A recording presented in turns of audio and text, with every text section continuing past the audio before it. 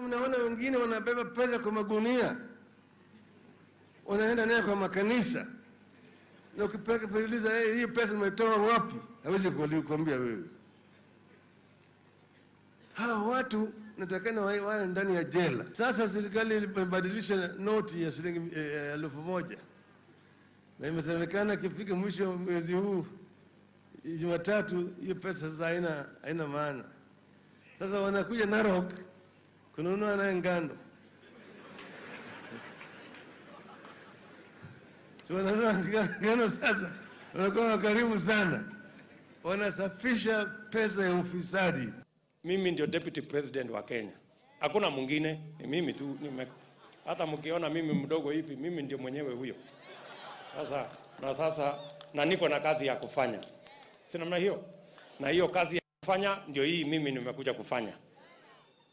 Nikifanya kazi kwa makosa,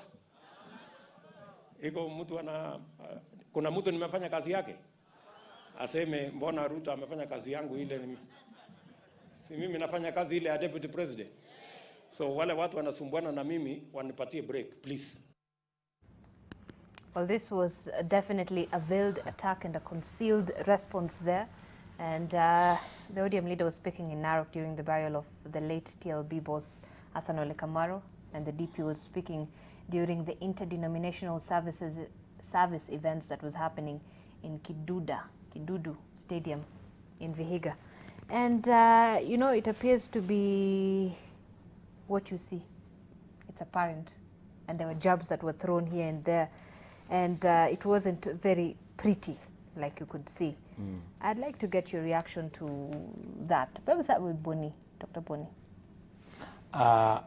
This business of pesa kwa makunia, it was something that was deliberately crafted so as to create a narrative that the deputy president was having money kept somewhere in sacks. What Raila should be admitting to Kenyans in that, as he says those things in that clip, is that he is one of the top 10 rich Kenyans. The number 1 richest Kenyan is Moi. And the number 10 richest Kenyan is SK Macharia. The others are in between. Raila is at number 8. Ruto is not one of them. So if he has refused to spend some of that money in uplifting the downtrodden members of the public, up to and including helping them to pay for construction of their churches, why he is feeling jealousy that somebody who is not even one of the top rich Kenyans, William Ruto, is doing that? It's a question of having a bad heart. And in fact, those of us who have supported him for 15 years, we are very unhappy that we have given that support unconditionally. He has never built a toilet for us in any primary school, a classroom, a church, or nothing. But the Ruto he is hammering is the one who is helping us to empower our people. We will not listen to him. And Kenyans must not listen to him at all. Ted. You know why it is fashionable for ODM and Raila Odinga to continue carrying on this narrative of trying to brand the DP as being corrupt? Do you know why? It is because there is no other single parameter that they can try to compete and he matches him. He cannot accuse him of being lazy. He cannot accuse him of lacking vision.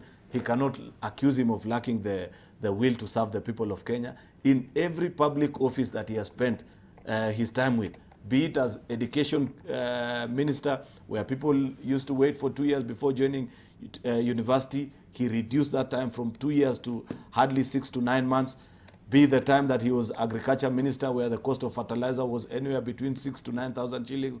After that, since that particular time to date, the subsidy program continues to run, including even up to now as deputy president. Therefore, when you have that kind of a person for a political challenger, then you have to resort to the old trick of giving the dog a bad name before eventually hanging it. Because on all these other parameters that they're trying to compete, the man is a no-show.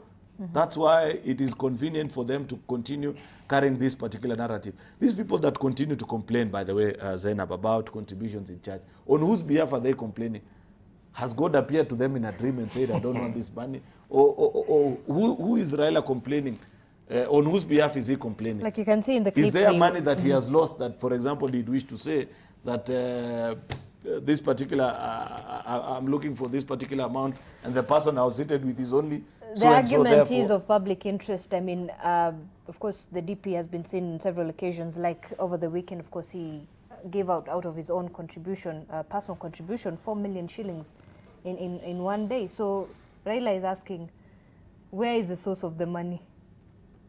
You see, Raila wants to give the impression that the only source of money is a salary somebody draws.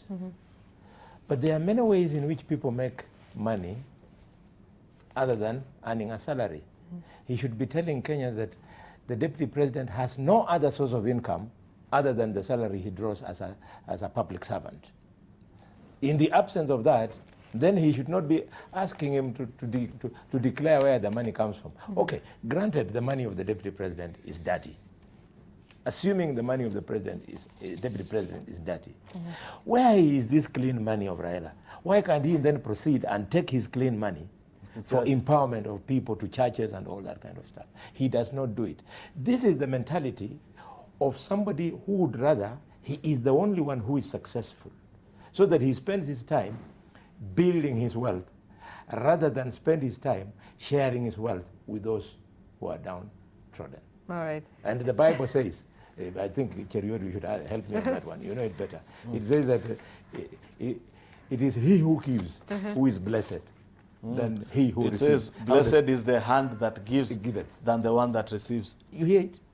There you have it.